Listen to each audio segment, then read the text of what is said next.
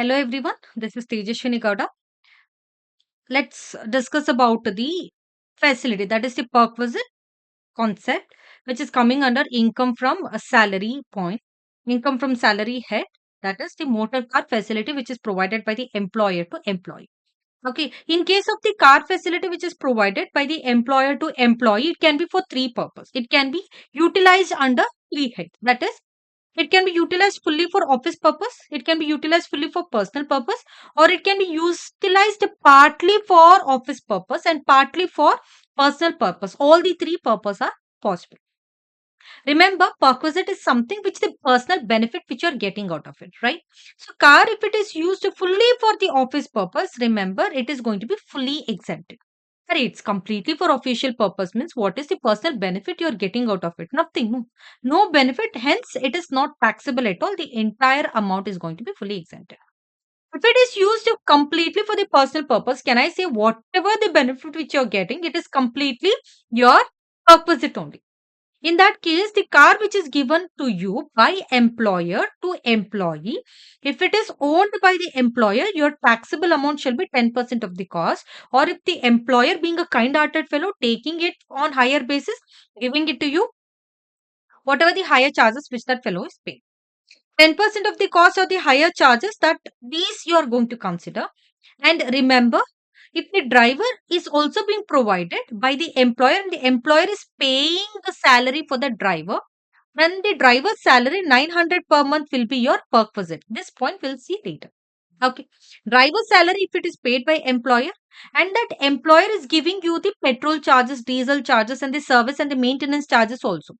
So in that case, what will be your net taxable amount shall be?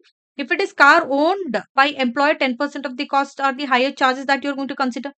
Driver's salary you're going to consider, that is 900 rupees per month multiplied by number of months is what you're going to consider.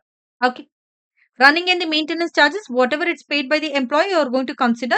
Take the total, this will become your taxable perquisite in case of the car used for personal purpose.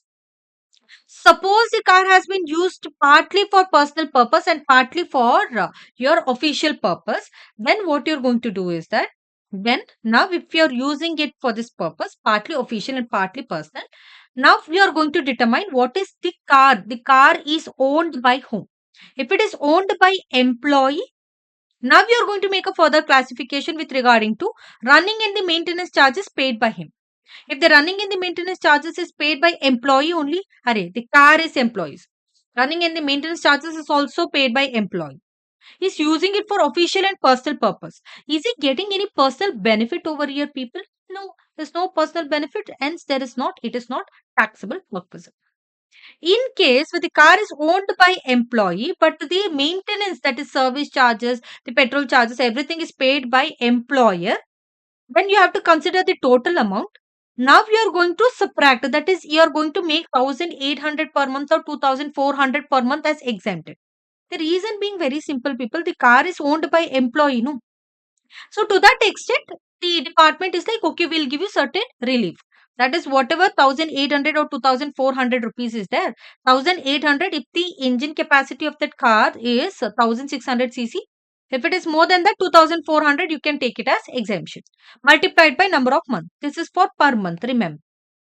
They are going to give a certain deduction. They are going to give a certain relief. You are going to do that and close.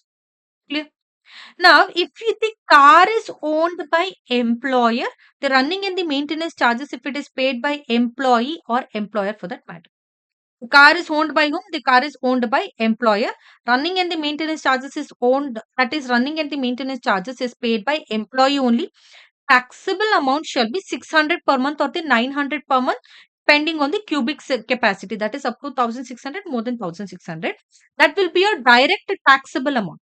Because the car is owned by employer, the running and the maintenance charges is paid by employee. So the taxable amount will only be to that extent of car owned by employer, car used by the employee, then 1600 rupees or 900 rupees per month. If it is the running and the maintenance charges is also paid by employer, so then the total perquisite for the employee would be 1800 per month or 2400 per month, depending on the cubic capacity. Clear? See, remember, if the employer is also providing, if the employer is being provided with its salary, with the driver salary, with the driver, then 900 rupees per month should be added to the above taxable amount. That is the driver salary which you are going to consider. This is your motor car facility work facility.